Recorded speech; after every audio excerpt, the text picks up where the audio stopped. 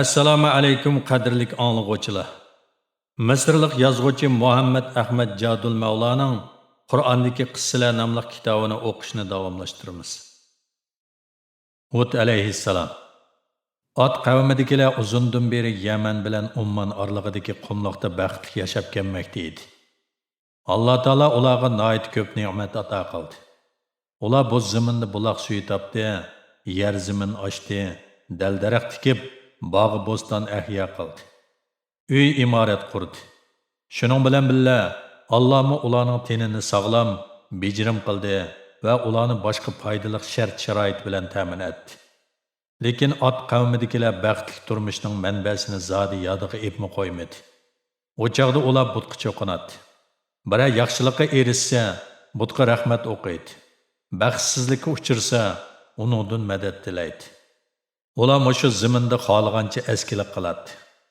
O'zlarining kuchlikligi va cho'nligi bilan ojizlarni xo'rlaydi. Kichiklarni bo'zaq qiladi.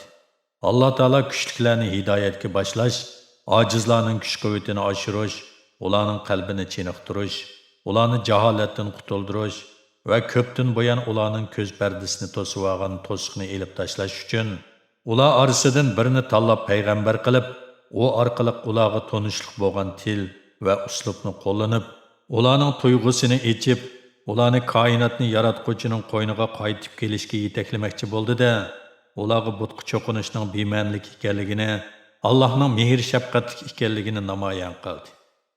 Hud alayhissalom, Nuh alayhissalomning 7-navarasi qon sistemasi jihatda ot qavmi bilan urug'dosh bo'lib, ular ichidagi eng fazilatlik, ko'ngil ko'ksi eng keng odam edi. Shunga Alloh taolo uni elchilik vazifasini bajarib keltirishga va tuyuq yo'lga kelib qolganlarni yetaklashga tanladi. Hud alayhissalom Allohning chaqiriq, amr farmonlari bilan o'zini qurollantirib, tog'ni talqon, cho'lni bo'ston qig'idek iroda bilan bu mas'uliyatni ustiga oldi.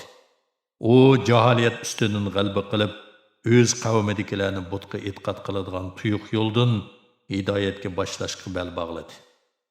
U o'z qavmidagilarga mundoq dedi: "Ey xaloyiq, sizlar butni tiklib olib e'tiqod qilib, uningdan panoh tilayotsizlar. Bu toshlarning nimaga foydasi bor? Ular sizlarga baxt ato qilolmaydi. Sizlarni biror baloyi ofatdan saqlab qololmaydi. Sizlar uchun birdan-bir e'tiqod qilishga arziydigan iloh Allohdir. U sizlarni yaratgan va sizlarni turmushga kerakli noz-u ne'matlar bilan ta'min etgan. U sizlarga hayotlik beralaydi, ham sizlarni o'ltiralaydi. U sizlarga yer yuzidan o'rin berdi. U hayotinglar uchun zarur bo'lgan ziroatlarni yetishtirib berdi. U sizlarga sog'lom, bejirim tan ato qildi. U tek sizlarga baxt saodatni berdi. Allohga iymon keltiringlar. Haqiqatga ko'z yummanglar. Allohning oldida haqqavurlik qilib ko'ranglamanglar. Agar buningga unamasanglar, Nuh alayhissalomning qavmidek balo qazoga uchraysizlar. Ular o'tgan davrga texi uzun bo'lmadi. Hud alayhissalom mushu gaplarning ularni ta'sirlantirib, Allohga iymon etib, hidoyatga mangdigan qila olishini umid qiladi. Lekin ular azaldan anglab boqmagan bu tashviqotni anglagandan keyin darhol to'g'ri topmagan holda deyishdi: "Ey Hud, nima qalaymaqan joylab yuraysan? Sen nima bo'lib bizni Allohga e'tiqod qildirmoqchi bo'lasan? Biz butlarga e'tiqod qilsak, u Allohga bizning yaxshiliklarimizni aytadi. Alloh taolo birdir. Uning sherigi yo'qdir", dedi Hud alayhissalom ularga. Faqat Allohga e'tiqod qilishlar haqiqiy e'tiqod bo'lib hisoblanadi. U bizning oldimizda. Sizlar bu butlarga har qancha yelinib, xushomat qilgan bilanmi erishadiganlar uning aksichi bo'lib chiqadi. U sizlarni Allohdan bag'ansira yiroqlashtiradi. Bu dal sizlarning nodon va ahmoq ekanliginglarni bildiradi xolos. Sen tanta qora odam ekansan, deyishdi kishilar Hud alayhissalomga qarshi chiqib. Sen bizning e'tiqodimizni ahmoqlik deyishga petinyapsan. Sen texi bizning ota bovimizdan tortib e'tiqod qilib kelayotgan muqaddas narsalarimizni zangli qilyapsan. Sen bizning bu yerda qanchalik nimadan? Sen qaysimizdan ortiq? Sen xuddi bizga o'xshash qo'rsqon osti non yeydigan, ussang suv ichadigan, shundaqla mushu zaminda yashaydigan odam-ku. Alloh taolo nima uchun elchilik vazifasini sanga berdi? Bizningcha sening da'vatqining kazzoblik va aldamchilikdan boshqa narsa emas. Ey xaloyiq, dedi Hud alayhissalom javob berib. Men tentakmu emas, ahmoqmu emas. Men sizlar bilan birga uzun yashadim. Sizlar qaysi ishda meni ahmoq, nodon va qaram deb ayblay olaysizlar? Allohning bir millat orasida elchilik vazifasini ijro qilgudek, uning tashabbuslarini tashviq qilgudek bir odam tanlaganligi g'alati ish emas. Agar Alloh taolo kishilarning hidoyatga mangmayotganligini ko'rib turibmi, yana payg'ambar avatmay, ularning xohlagancha ko'ranglab ketishiga yo'l qo'ygan bo'lsa edi, bu g'alati bir ish bo'lgan bo'ladi. Men sizlarning Allohga iymon keltirishinglardan umidsizlanmayman. Sizlarning bema'ni gap so'zlaringlarni ko'nglimga olmayman. Lekin sizlar astoydil o'ylab, yaxshiroq qarab beqinglarki, Alloh taolo birdir. Osmon jismlarining harakati, quyosh, oy va olamdagi barcha shaylar Allohning faqat bir ekanligini isbotlaydi. Allohga iymon keltiringlar.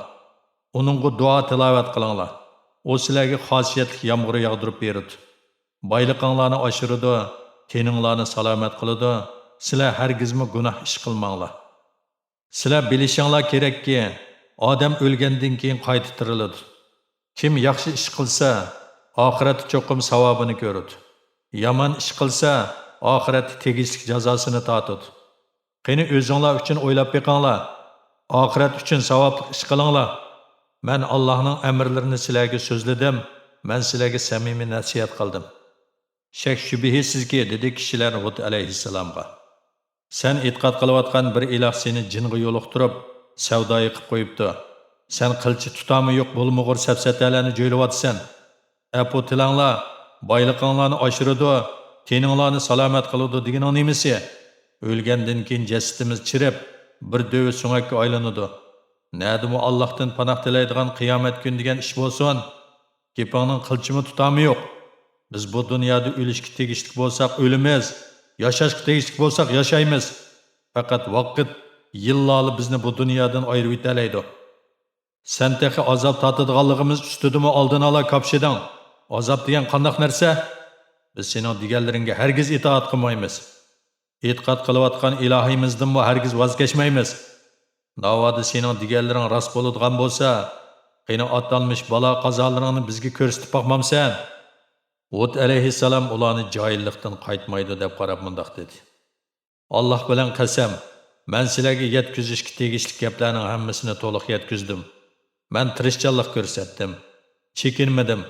Buningdan keyin men yana davomli so'zlayveraman. Sizlarning qilgan atkininglarni parvoyimga olmayman. Sizlarning qaramlik qilishinglardan qo'rqmayman. Sizlar hilm-fikringlarni ishiltinglar. Birlish menga qarshi turinglar. Men egam Allohdan, shundaqla sizlarning eganglar Allohdan panoh tilayman. U koinotning egisi. Uning yo'li to'g'ri yo'ldir. Hud alayhissalom o'zining elchilik vazifasi haqida unli xitob qilib keldi. Uning qavmidagilarmi boshdan oyoq uningga qarshi turib keldi.